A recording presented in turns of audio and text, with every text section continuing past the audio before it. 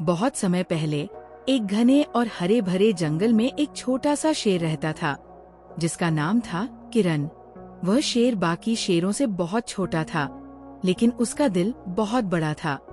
उसकी माँ उसे हमेशा समझाती रहती थी, तुम्हें कभी भी अपनी छोटी कदकाठी पर घमंड नहीं करना चाहिए। असली ताकत दिल में होती है। किरण जंगल में सबसे छोटा शेर होने के कारण अक्सर दूसरों का मजाक बनता था। बाकी जानवर उसे छोटू शेर कहकर बुलाते थे। वह परेशान होकर सोचता, मैं बड़ा शेर कैसे बनूंगा? मुझे क्या करना होगा ताकि मुझे भी जंगल में सम्मान मिले? एक दिन जंगल में एक बड़ा संकट आ गया।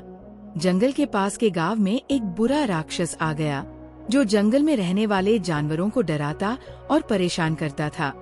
राक्षस ने जंगल के रास्ते बंद कर दिए थे और जानवरों को बहुत तंग कर दिया था। बाकी सभी जानवर डर के मारे छिप गए थे और जंगल का राजा शेर राजा बादल भी इस समस्या का हल नहीं ढूंढ पा रहे थे।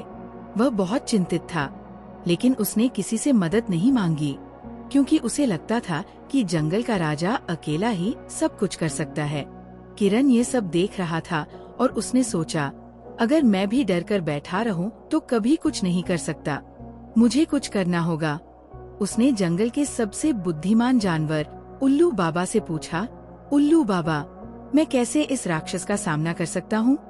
उल्लू बाबा मुस्कुराए और बोले, किरण, तुम्हारी शक्ति तुम्हारे दिल में है।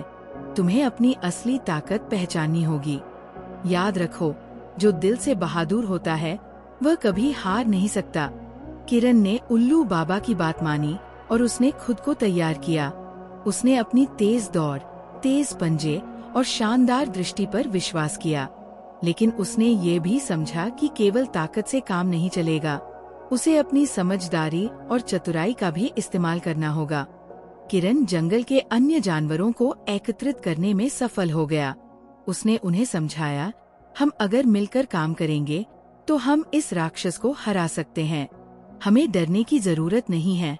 सभी जानवरों ने उसकी बात मानी और उसके साथ राक्षस का सामना करने के लिए तैयार हो गए। अब जंगल के सभी जानवर, चाहे वे छोटे हों या बड़े, एकजुट हो गए थे।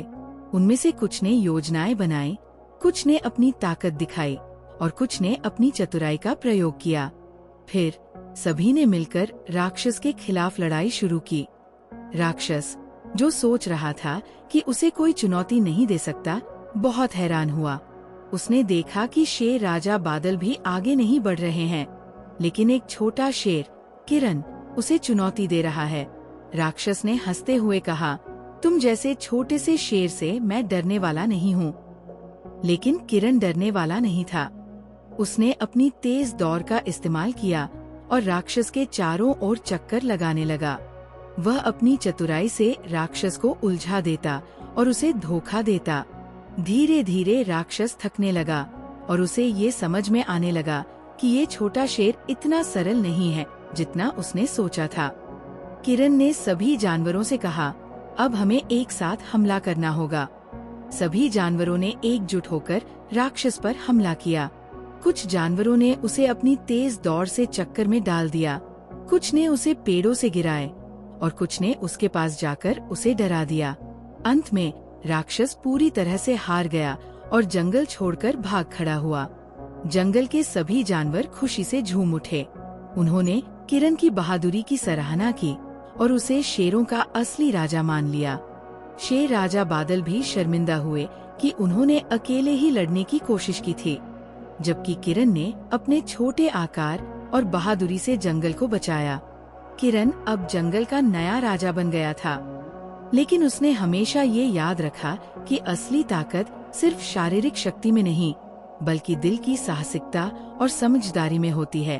वह हमेशा अपने मित्रों और सभी जानवरों का साथ देता रहा और जंगल में शांति और भाईचारे का माहौल बना रहा।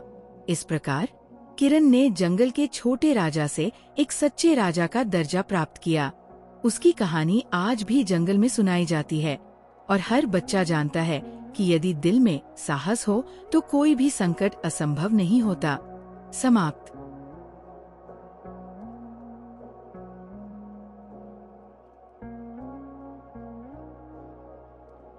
बहुत समय पहले एक विशाल महासागर के बीचों बीच एक रहस्यमय द्वीप था, जिसका नाम था चमकीला परियों का द्वीप।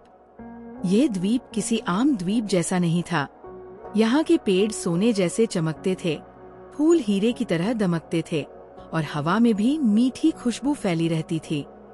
इस द्वीप पर नन्ही नन्ही परियां रहती थी, जिनके पंख इंद्रधनुष के रंगों जैसे चमकदार थे। इन परियों की रानी का नाम था रानी ल्यूमिना, जो बहुत ही बुद्धिमान और दयालु थी। रानी ल्यूमिना के पास एक जादुई छड़ी थी, जिससे वह प्रकृति को सुंदर और हरा भरा बनाए रखती थी। द्वीप के पास के गांव में एक नन्ही बच्ची रहती थी, जिसका नाम था अनाया। अनाया को समुद्र और उसकी लहरों से बेहद प्यार था। वह अक्सर तट पर बैठकर दूर चमकीले द्वीप को देखती रहती और सोचती, क्या वाकई वहाँ परियां रहती हैं? एक दिन अनाया नाव में बैठकर समुद्र की सैर करने निकली। अचानक तेज हवा और ऊंची लहरों के कारण उसकी नाव बहते बहते उस रहस्यमय द्वीप तक पहुंच गई। जब अनाया ने आंखें खोली तो उसने देखा कि वह एक अद्भुत स्थान पर है, जहां हर चीज चमक रही थी। अनाया धीरे धीरे द्वीप के भीतर जाने लगी। वहां उसे छोटी छोटी परियां दिखीं, जो पेड़ों के बीच उड़ रही थी। परियों ने पहली बार किसी इंसान को वहां देखा तो वे चौंक गईं। लेकिन रानी ल्यूमिना ने अनाया को देखकर मुस्कराया और कहा। अनाया ने अपनी पूरी कहानी सुनाई। रानी ल्यूमिना ने अनाया की ईमानदारी और साहस की सराहना की और उसे द्वीप के जादुई रहस्यों के बारे में बताया। उन्होंने उसे दिखाया कि कैसे परियां फूलों से बात करती हैं, पेड़ों को गले लगाकर उन्हें खुश रखती हैं और पानी को चमकदार बना देती है। परंतु सब कुछ इतना सरल नहीं था। उस द्वीप पर एक पुराना शाप भी छिपा था। द्वीप के गहरे जंगलों में एक बुरी चुड़ैल रहती थी, जिसका नाम था मोर्गाना। उसे परियों की चमक और रानी ल्यूमिना की जादुई छड़ी से जलन थी। वह छड़ी चुराने की योजना बना रही थी, ताकि वह पूरे द्वीप को अपने अंधेरे जादू से भर सके। एक रात जब सब सो रहे थे, मोर्गाना ने छुपकर रानी की छड़ी चुरा ली। सुबह जब परियों ने देखा कि छड़ी गायब है, तो वे डर गईं। पेड़ों की चमक फीकी पड़ने लगी, फूल मुरझाने लगे और समुद्र की लहरें भी उदास हो गईं। रानी ल्यूमिना बहुत दुखी थी, लेकिन अनाया ने हिम्मत दिखाई और कहा, रानी जी, मैं आपकी मदद करूंगी। हमें मिलकर मोर्गाना से आपकी छड़ी वापस लेनी होगी। रानी ल्यूमिना ने अनाया को जादुई पंख दिए, जिससे वो उड़ सकती थी। अनाया और कुछ नन्ही परियां मिलकर मोर्गाना के अंधेरे जंगल की ओर निकल पड़ी। रास्ते में उन्हें जादुई पहेलियां हल करनी पड़ी और कई अजीबोगरीब प्राणी भी मिले, जो उनकी परीक्षा ले रहे थे। आखिरकार वे मोर्गाना के किले तक पहुंच गईं। मोर्गाना ने अनाया को देखकर हंसते हुए कहा, तुम एक नन्ही बच्ची हो, मुझसे मुकाबला नहीं कर सकती। लेकिन अनाया ने डरने के बजाय मोर्गाना की कमजोरी को समझा। उसने मोर्गाना से कहा, तुम दूसरों की खुशी चुराकर खुद कभी खुश नहीं रह सकोगी। जादू वो नहीं जो डर पैदा करे, जादू तो वह है जो प्यार और दोस्ती फैलाए। अनाया के साहस और सच्चाई से मोर्गाना के दिल में भी बदलाव आ गया। उसकी आंखों में आंसू आ गए और उसने छड़ी रानी ल्यूमिना को लौटा दी। रानी ल्यूमिना ने मोर्गाना को माफ कर दिया और उसे भी द्वीप पर रहने का मौका दिया। धीरे धीरे मोर्गाना भी एक दयालु जादूगरनी बन गई। छड़ी मिलने के बाद द्वीप पर फिर से खुशियां लौट आईं। पेड़ चमकने लगे, फूल मुस्कुराने लगे और समुद्र की लहरें नाचने लगी। रानी ल्यूमिना ने अनाया को द्वीप की नन्ही नायिका का खिताब दिया। अनाया ने परियों से वादा किया कि वह हमेशा द्वीप के रहस्य को सुरक्षित रखेगी और जब भी परियों को जरूरत होगी, वो वापस आएगी। इस तरह अनाया और परियों की दोस्ती हमेशा के लिए अमर हो गई और चमकीला परियों का द्वीप एक बार फिर जादू और खुशियों से भर गया।